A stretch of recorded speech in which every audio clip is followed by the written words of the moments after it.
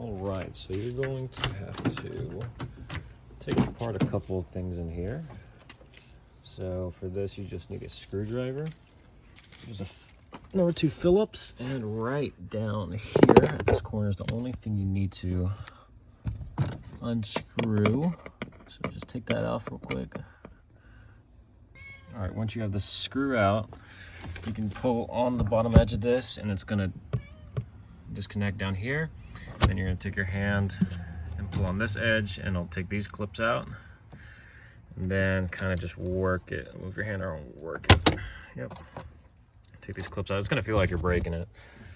And then at this corner, there should be, just kind of hook your hand under it.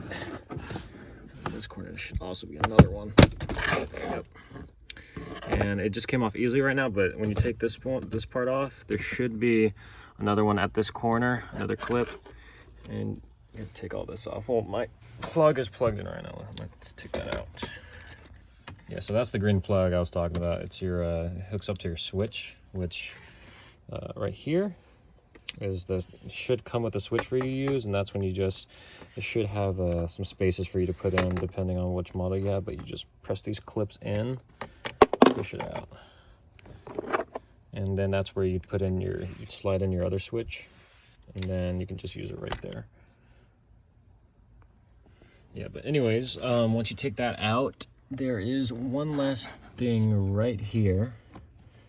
Well, not one last, but there's a couple things. So this one, now you're gonna have to take this black panel off. So you got to pull on that, take that on. I think there's a couple of them. So you're gonna have to.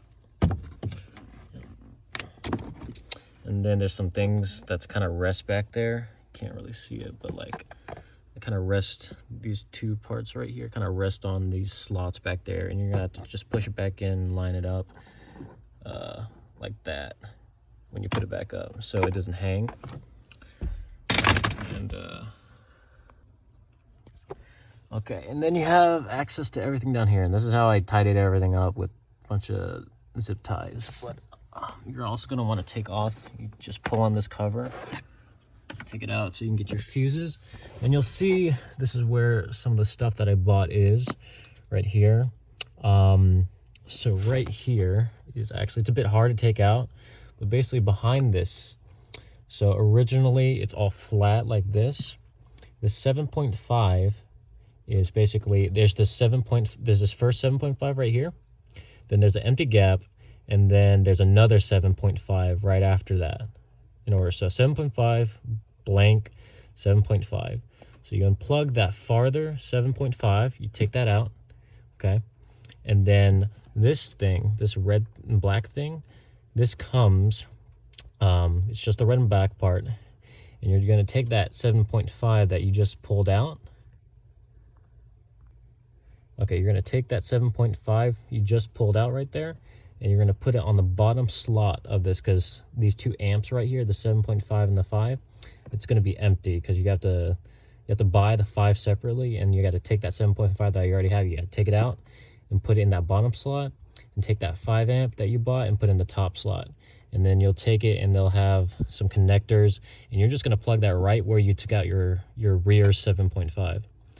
Okay, and then this blue part right here, that's one of the quick connectors you're going to use. You're going to connect that to your yellow wire, and then kind of just tuck that behind this. It's a little panel, you just tuck it behind there, and then I wired everything up. So your yellow wire, you're going to plug it into the quick connector. You can look up like a quick video that shows you how to use a quick splice connector, and that'll make it real simple. And that's the yellow wire taken care of, so it's hooked up and powering, no, not powering, I guess kind of, but yeah, it's sort of powering your cable, your switch. So that's your yellow wire. All right, and as for the red wire, so it's kind of hidden behind here, but you'll see. So this, it took me a while to find this one, but you're also going to use another one of those quick connectors, and you are going to find this thin red and white cable. It's going to be connected in a big cluster, all these cables around here. But you're going to look for this one in a very similar position to mine, unless just like yours is built different, your cord. but like this red and white cable, connect that to your red wire, your red wire, and that is after you routed everything through your firewall, so you can get all the wires in here. So that's what was that, 2 of the 3 wires? So yeah, so in here you're going to have your ground wire, your yellow wire, your red wire, and your switch. Yes, your switch plug. So the yellow wire gets plugged into that connector I told you, that amp connector I told you to buy via a connecting, a quick connector, along with that 5 amp I told you to buy. So that's the yellow wire taken care of. The red wire gets connected with a quick connector to the white and red cable. And the ground wire is actually, I basically went up here. So we're back up here. And I unplugged this 10mm screw right here, and I see that's my black ground wire right there, and I just hooked it up right there. And that's how it's grounded. And lastly, your green cable right here, you just kind of fish it through, and I cleaned up everything with zip ties. But basically, my car's different since it's a manual, but look in the relative location I'm at right here. This is where my clutch is. But basically, instead of this, you're gonna have like a big thick wad of wires coming through from your engine bay. Right here where this hole is, I think it is, because that's where I see it in videos.